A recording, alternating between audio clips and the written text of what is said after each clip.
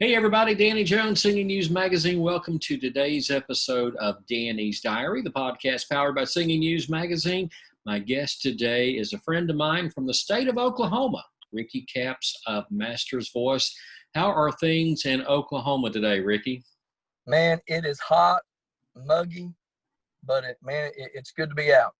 Yeah, it's a typical day in the summer of Oklahoma. That's right. Yeah. Now you grew up in Oklahoma, didn't you? I did, yes, sir. And you're living in the town of Bristow now, which is near Tulsa. Is that your hometown?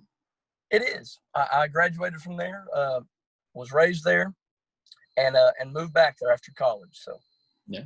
So what brought Ricky Capps to the gospel music table? What gave you that desire to sing this music? man, I wish I could tell you. If I could go back, I wish that I would have been exposed to Southern gospel as a child, but I wasn't. I was maybe 17 years old the first time I heard Southern gospel music, and literally about 5 seconds in, I was hooked. It didn't take long for me. The first song I ever heard was Gold City singing John Saw on the classics. And I fell in love with it.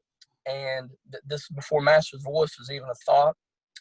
And a few months later, the pastor at our home church, me and some of my friends and family were sitting on the steps of the stage, and we were probably in trouble. I had never sung in my life, and he said, "You kids are going to sing a song tonight." And man, we were terrified. At least I was. I'd never sang in my life. So we practiced, and that evening we sang Crimson River by the Cathedral Quartet. And Danny, it was probably horrible, but because it was the home kids, man, our home church loved it. So we sang the next week, then the next week. About a month later, a church about 15 miles away asked us to sing at their fifth Sunday sing. And we said, man, if we're going to go sing in another church, we got to get a name. And we came up with Master's Voice, and that was 24 years ago. It'll be 25 years in December. So, my start in Southern gospel was probably inauspicious a little bit. It wasn't a deliberate thing. I wasn't raised on it, but man, fell in love with it, and have just been a fan ever since. And today's Master's Voice has a little bit of a different configuration of the first grouping of Master's Voice. So why don't you share with everyone about the guys who travel with you now?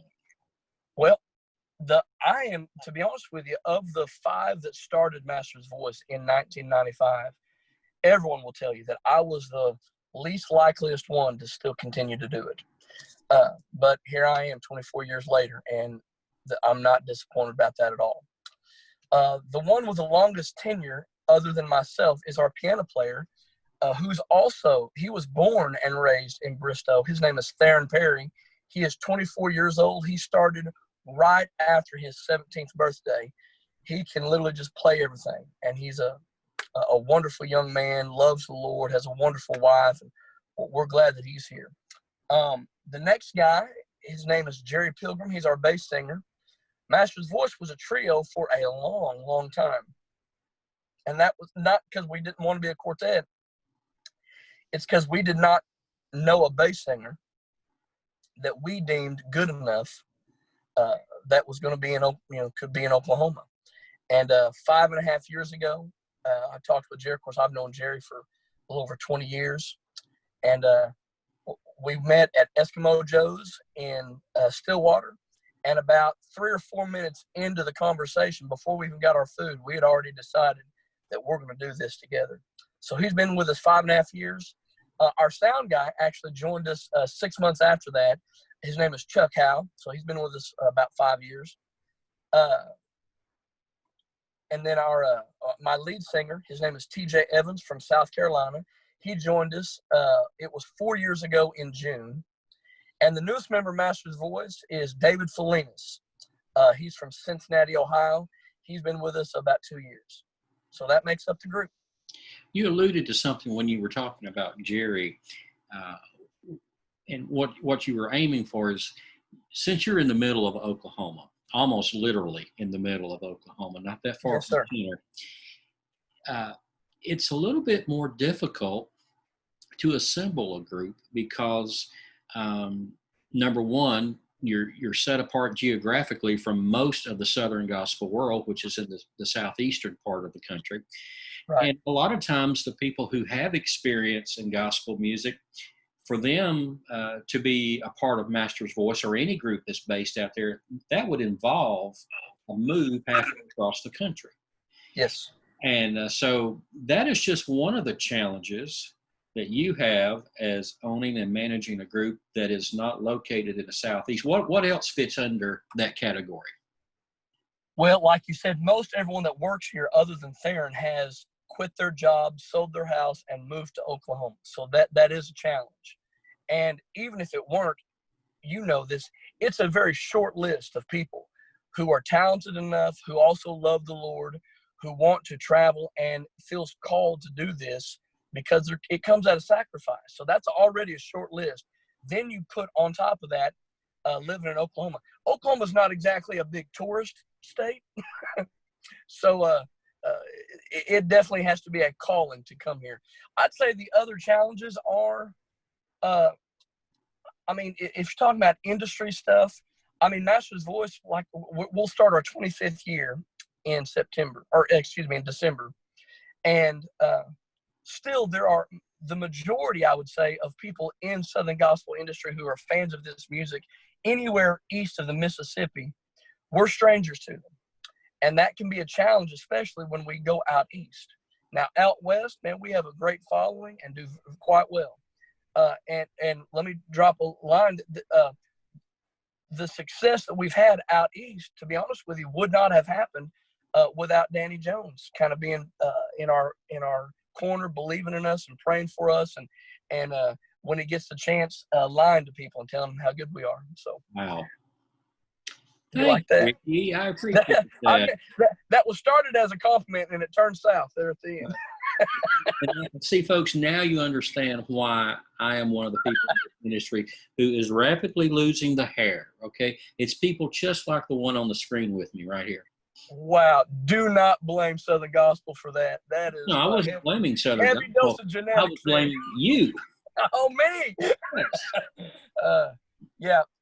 There is challenges, but here's the advantage. The Southern Gospel artist friends that we know, they're trying to move, or they're trying to tour farther west, Midwest and out west, which is our hub. So I feel like there's also an advantage in some untapped markets where we're at, whereas it's probably a little more congested and saturated out east. So, I was raised where you bloom where you're planted. So that's kind of where we're at right now. So on a day when you're not managing Master's Voice and irritating other people in gospel music, much like myself, Yes, sir. what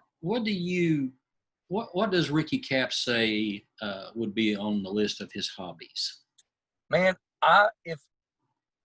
in fact, I think it's in the Bible in 2 Opinions chapter 3. I think golf is going to be in heaven. I would golf every day if I could. If I'm not golfing, then if I'm not on stage with Master's Voice or on the bus, I'm either trying to book a concert. And if I'm not doing any of those things, then you will find me playing hide and seek with my children and playing outside. We have a pool, and they're girls. So that means that there is some dress up involved when you have girls. So we won't go into that, but pretty much anything that they want to do, that's what I do. And I think it's really cool that you enjoy the game of golf, especially considering you're barely taller than a golf club. Wow. If there was ever an example of the pot calling the kettle black, then there it is. No, I'm actually a little bit taller. Okay. Well, yeah, but you're older, which means you start to shrink the older you get. So. Wow. Okay. Well, I can see how this episode of Danny goes. Yeah. Hey, y'all, this ain't making the episode. This is going to get edited out. No. It's staying in. Oh, it's in there. It's staying Great. in. It'll be easier to show this at the trial later on. But anyway. The reason why golf probably I gravitated towards is you see my physique. It's not meant for football, baseball, not basketball. So really, it was golf or tetherball. Yeah.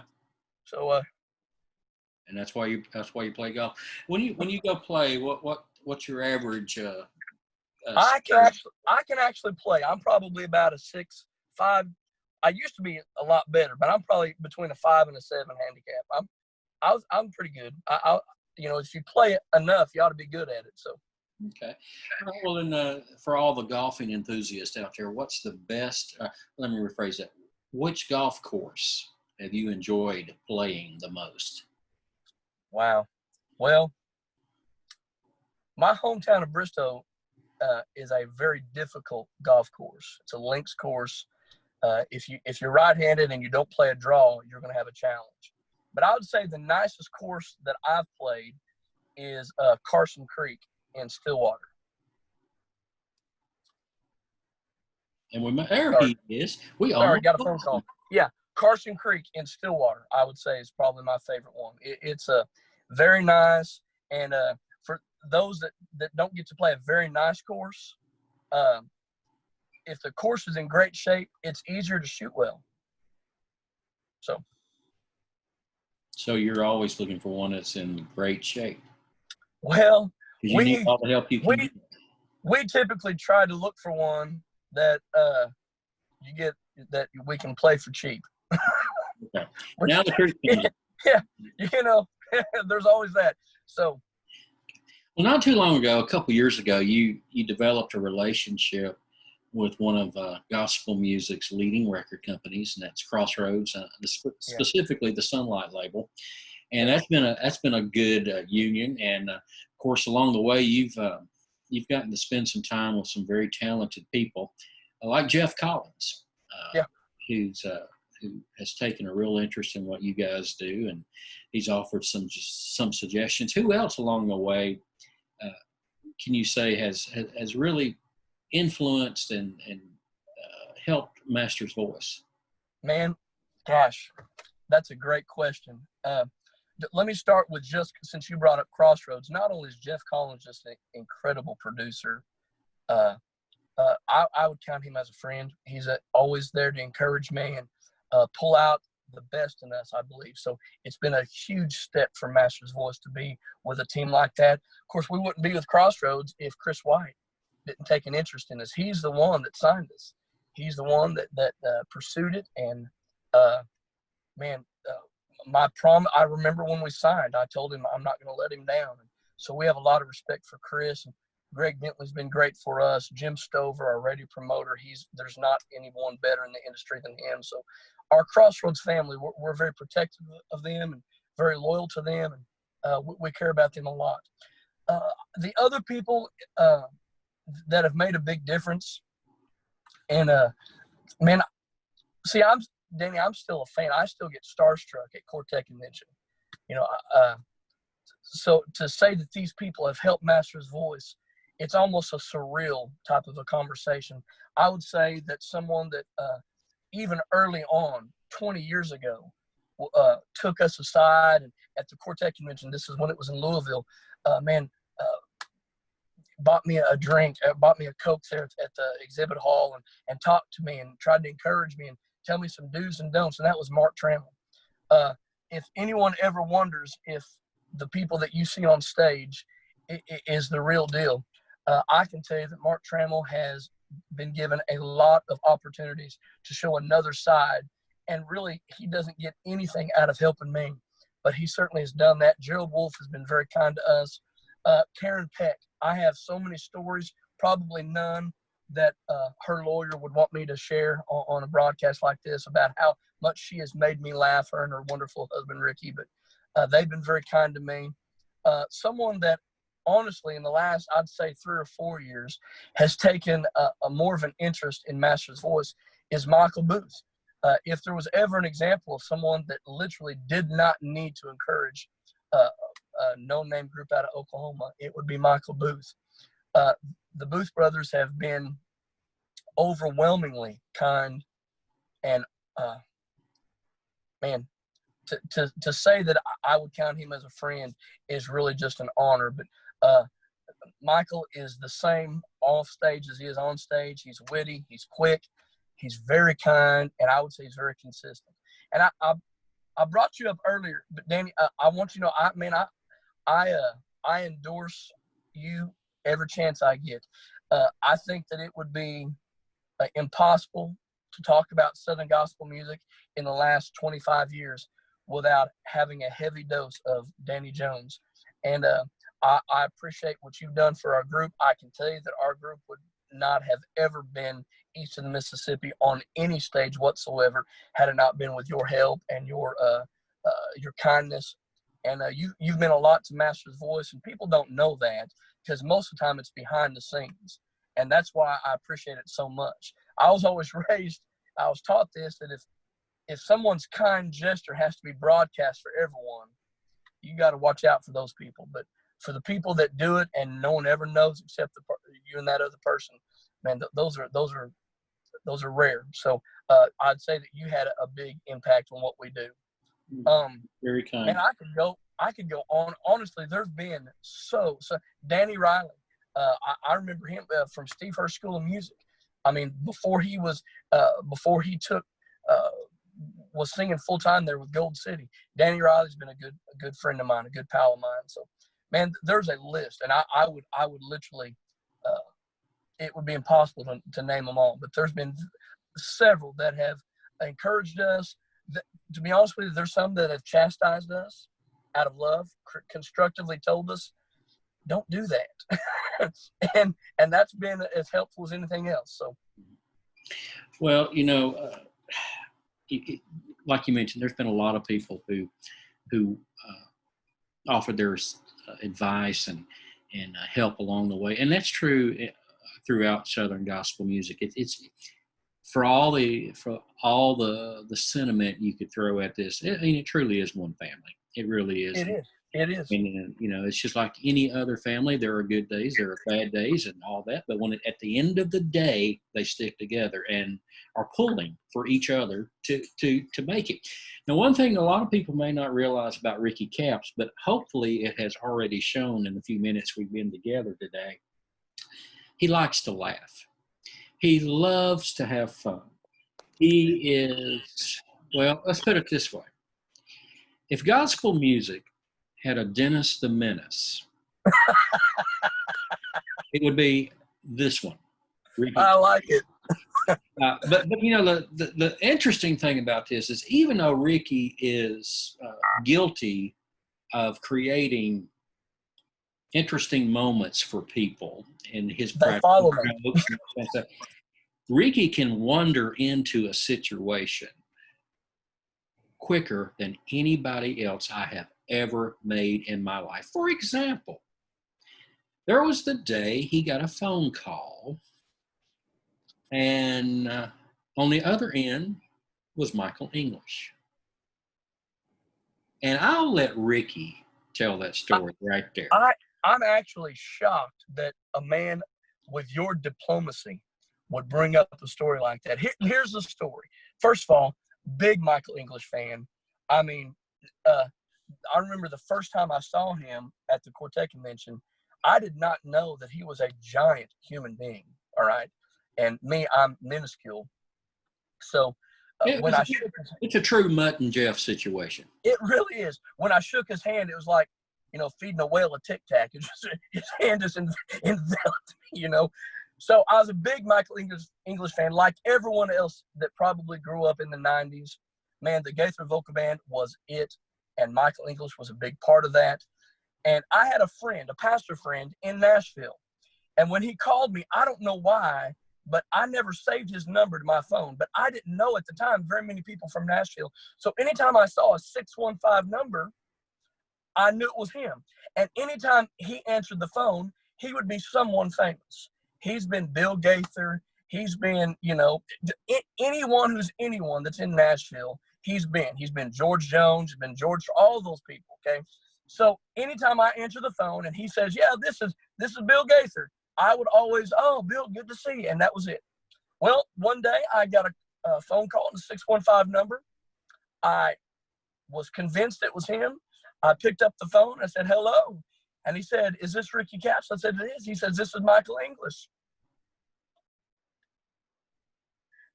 And then if I could go back and beg God for the rapture to take place right at that moment, and I would spare myself that moment, that's what I would do. He said it was Michael English, and me, thinking that it was my friend, said, what is a talentless man like yourself doing calling a man like me? And he says, excuse me? And I said, you heard me. You could have at least said you was someone talented like David Phelps or Guy Penrod. Oh, gosh. And then he cleared his throat and he went, uh-huh. And right when he did that, I kind of had that moment, that out-of-body experience that kind of, maybe it was the Holy Spirit. The Holy Spirit tapped me on the shoulder, I believe, and said, you are an idiot. And I said, is this really Michael English? He said, yes, sir. And I tried to explain to him the situation and why I would never, ever insult a man that I looked up to, that I idolized, and that was so much larger than I. And I don't know if he was convinced about that story.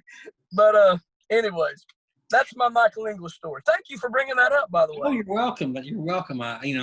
It's always important to include things that most people wouldn't know about. But yes.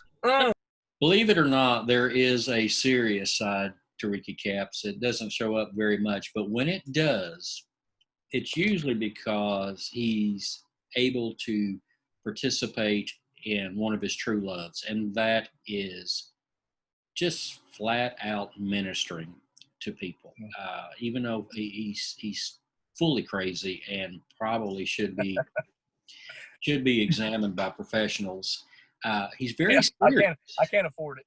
Yeah, he's very serious about ministry, and that's something that Master's Voice does. Of course, they sing concerts like most every group does, but at the same time, they're very involved in a lot of evangelistic crusades, special revivals, a lot of different things. Ricky, kind of elaborate on that.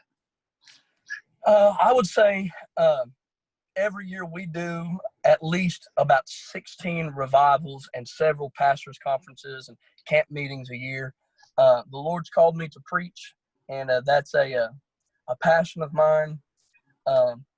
Singing is great. I think the word is presented through music, but nothing will ever take the place of preaching of God's word. The Bible says it's through the foolishness of preaching that men are saved. And God did something in me when I was 22 years old. See, I got saved while in ministry. I got saved at a revival meeting that I was the evangelist because I had religion up to my eyes, but I just didn't know him. I had what we call this disease, this epidemic called churchianity. The Bible says it's when someone has a form of godliness, but they deny the power thereof. And that was me. I was a good, religious, church-attending, moral boy. I just didn't know the Lord. So when God saved me, man, it changed the course of the Master's Voice was on. We became a much more evangelistic ministry at that point. And really, we love going to places that are unchurched, but Danny, specifically in the last 20 years, our ministry has been evangelizing the church. We believe, even what the great late Billy Graham said, which is upwards of 80% of the church folks are lost. He went on to say that the biggest mission field on the planet is on the church rolls of America. And we believe that. People unaware of their lost state. So that's really where our passion lies. We do a lot of concerts and a lot of festivals and everything, but our bread and butter and our heart is in those revivals and in those conferences where we can go and invest in those churches and really see God do some things. in a concert, even if it's a 2-3 hour concert, man, God can use that too. Now, we're evangelistic in those as well.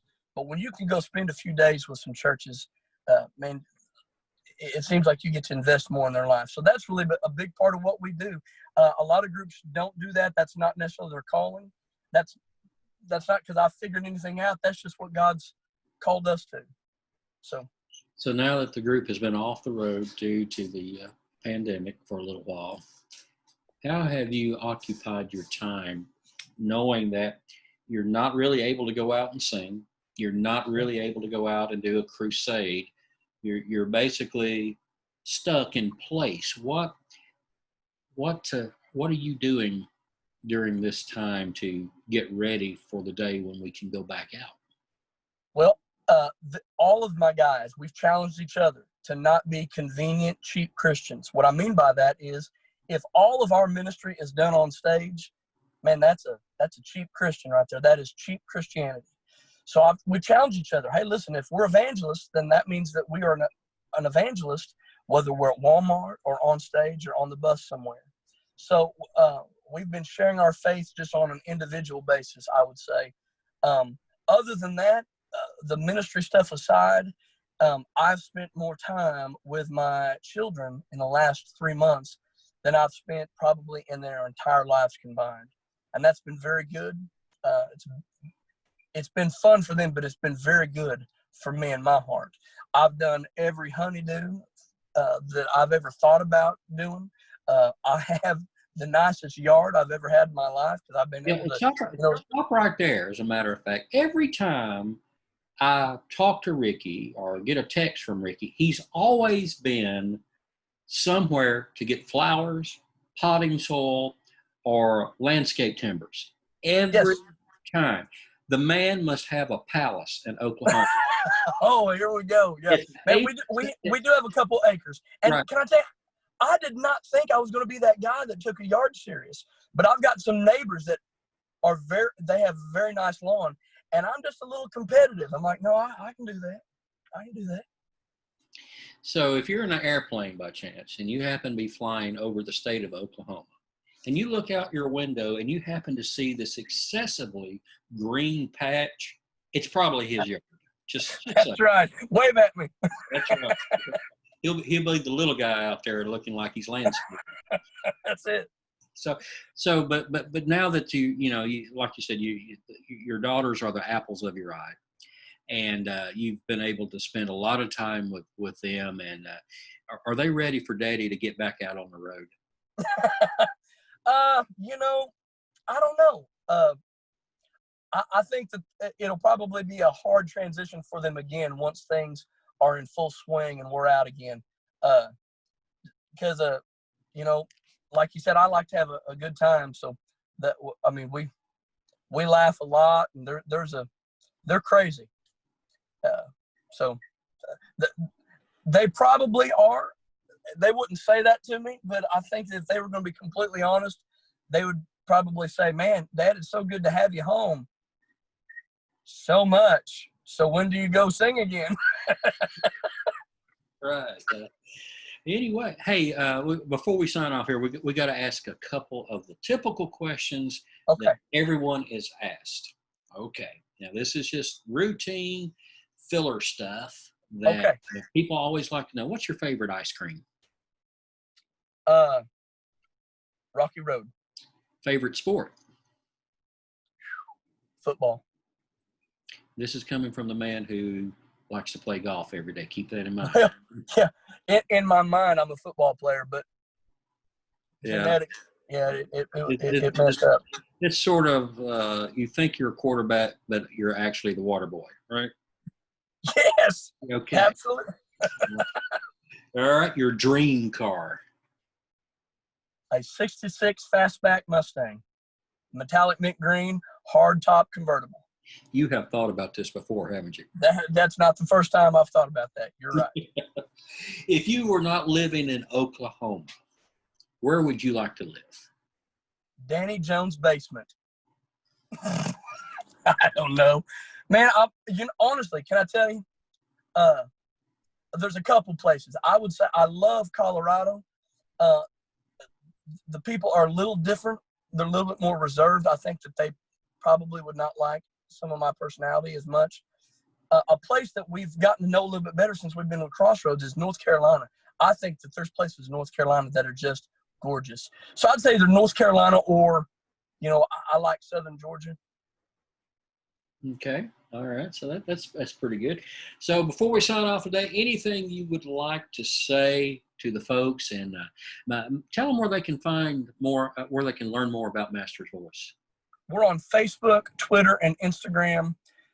Master's Voice. On Instagram, it's Master's Voice. Okay. Everything else is just Master's Voice. Our website is mastersvoice.com. We're trying to get farther east as much as we can. We will be at the Quartet Convention this year, so that'll be fun. Man, we're not hard to find. All right. And folks, if you're really interested in finding out more about Ricky Capps and Master's Voice, let me know. I'll give you Ricky's cell phone number. How about that? Yes. Yeah. Please do that. All right. Hey, our guest today, Ricky Capps from Master's Voice. Ricky, thanks for being on the podcast today. And we look forward to seeing you at a concert soon. Love you, Danny. Thanks, sir.